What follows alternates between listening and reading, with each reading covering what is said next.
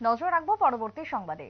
ধলাই জেলার হাসপাতালে শুরু হয়েছে ইন্টিগ্রেটেড পাবলিক হেলথ ল্যাবরেটরি, যার উদ্বোধন করা হলো 25 ফেব্রুয়ারি অর্থাৎ আজ। এবং প্রধানমন্ত্রী আয়ুষ্মান ভারত পরিকাঠামোর স্বাস্থ্য পরিকাঠামো মিশনের অন্তর্গত এই বিশেষ পরিষেবা, এবং এই পরিষেবার মধ্য দিয়ে, এই ল্যাবের মধ্য দিয়ে সকল মানুষ বিভিন্ন টেস্টের সুযোগ পাবে। যেমনটা দিল্লি থেকে ভার্চুয়ালি উদ্বোধন করা হয়েছে প্রধানমন্ত্রীর হাত ধরে, সেই উদ্বোধন আজকে ধলাই জেলার ইন্টিগ্রেটেড পাবলিক হেলথ ল্যাবরেটরির উদ্বোধন হলো হাসপাতালে।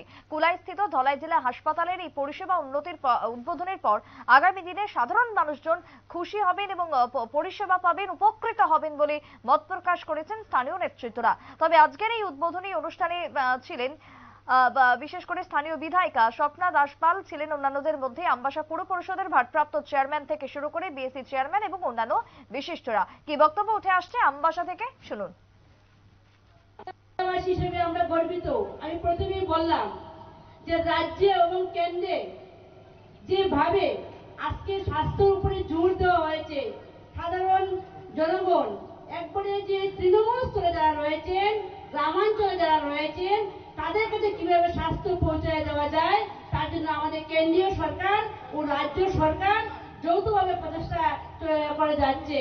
আমরা যদি লক্ষ্য করি যে আমাদের আয়ুষ্মান ভারত যেমন আমাদের কেন্দ্রীয় সরকারের পরিচালিত ছিল, কিন্তু বর্তমানে আমাদের রাজ্যের যিনি আদরণীয় মুখ্যমন্ত্রী মহোদয় ডক্টর মানিক সাহা মহোদয়, ইনি মুখ্যমন্ত্রী আরেকটু যোজনা চালু করেছেন, যাতে সমাজের প্রত্যেকটা ব্যক্তি যাতে স্বাস্থ্যের সুযোগ সুবিধা পেতে পারে। সেই রকমের একটি সুযোগ সুবিধা আজকে আমরা ত্রিপুরাবাসী, আমরা ধলাই জেলাবাসী, যে ধলাই জেলাটা আমরা পিছিয়ে ছিলাম, আজকে এই ধলাই জেলাকে কিভাবে আরো এগিয়ে নেওয়া যায়, তার জন্য আমাদের আদরণীয় প্রধানমন্ত্রীজি উনার হাত ধরে আজকে আমাদের ধলাই জেলা উদ্বোধনে যে পাবলিক ল্যাবরেটরি উদ্বোধন হতে চলেছে, সেই উদ্বোধনী অনুষ্ঠান আমাদের কার্যক্রম চলছে। আমি আশা রাখবো যে 25 বছর 40 বছর যেটা হতে পারেনি, কিন্তু মাত্র 6 বছরের সরকার আজকে আমাদের এই ধলাই জেলাতে আজকে এই ল্যাবরেটরি উদ্বোধন হতে চলেছে।